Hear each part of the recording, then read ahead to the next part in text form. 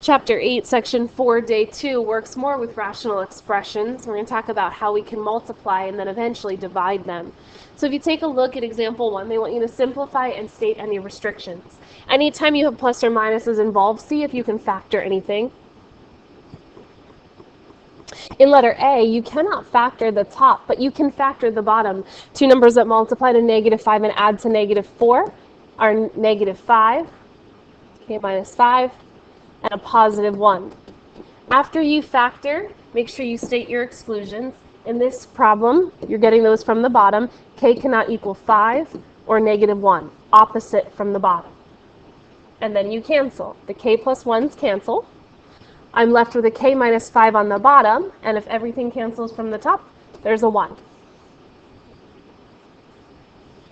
In letter B, you can factor both the top and the bottom. The top is the difference of squares, breaks up into a y plus 4 and a y minus 4. In the bottom, two numbers that multiply to 16 and add to -8 are a -4 and a -4. After you factor, state your restrictions. Y cannot equal 4 because it's the opposite of the bottoms. Then cancel.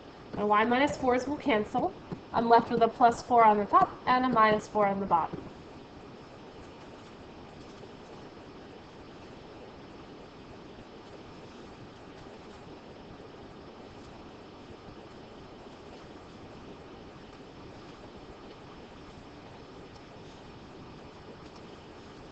So in the next set, still the same directions to simplify and state any restrictions. So always start by factoring.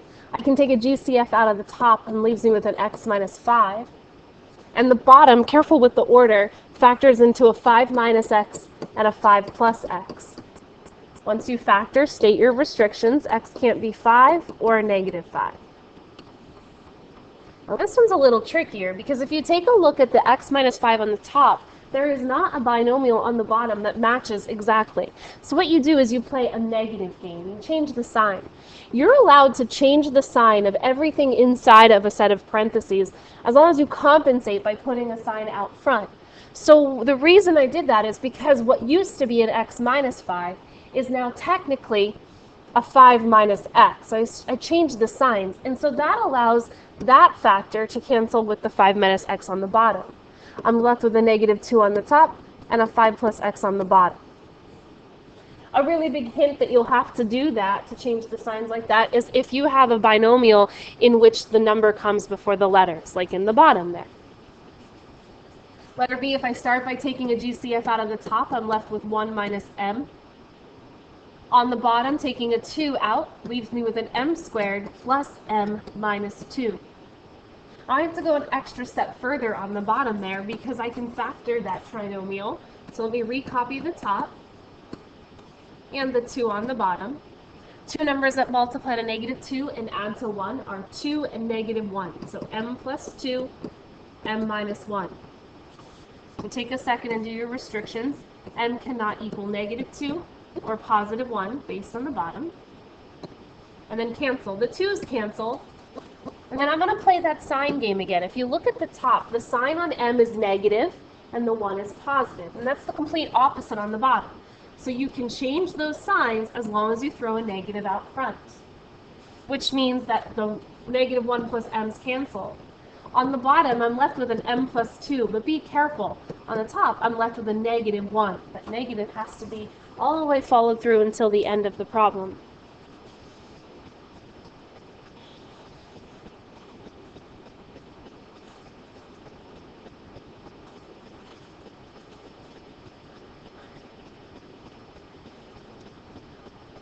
In the next set, they're going to have you multiplying. Anytime that you're multiplying and there's not a plus or a minus, it's in your best interest to just multiply across the top and across the bottom and then reduce. So multiplying across the top. 12 times 15 is 180. I have an a squared. B cubed times b is b to the 4th, and c squared. I'm adding the exponents. On the bottom, 5 times 3 is 15. I have an a b squared, and then c times c is c squared. Before you cancel or reduce, state your restrictions. A, b, and c can't be 0. and then reduce what you can. So first of all, the c squareds cancel. 180 divided by 15 is 12. I have an a squared on the top and an a on the bottom. If I subtract the exponents, I get an a. I have a b to the fourth over a b squared. If I subtract, I get a b squared. So 12ab squared. Letter B, same thing. I'm going to multiply across the top. 5 times 2 is 10. I have an x to the fourth and a y to the seventh and just a z. On the bottom, 3 times 4 is 12. X squared, y to the third, z. State your restrictions. X, y, and z can't be 0. So the z's definitely cancel. 10 divided by 12 is 5 over 6. X to the fourth over x squared is x squared. And y to the seventh over y cubed is y to the fourth. Multiply across the top, multiply across the bottom, and reduce. That's different than if they have plus or minus signs involved. When plus or minus signs are involved, you have to factor. So if you take a look at the bottom of the first fraction in letter C, you can't factor that, so I'm just going to rewrite it the way that it is. But the rest you can factor. So on the top, x squared plus x minus 6 factors into an x plus 3, x minus 2. On the top of the second fraction, x squared minus 25 factors into an x plus 5, x minus 5. And on the bottom of the second fraction, an x squared plus 4x plus 3 factors into an x plus 3, and x plus 1. Before you cancel, make sure that you write all of your restrictions. In this case, the restrictions are going to come from the black denominator and the green denominator. So I get x can't be 5, -3, or -1. And then once you write your restrictions, cancel. Anything that's the same on the top as it is on the bottom, regardless of which fraction, can cancel. So I can get rid of the x plus 3s and the x minus 5s. I'm left with an x minus 2, x plus 5 on the top, and an x plus 1 on the bottom.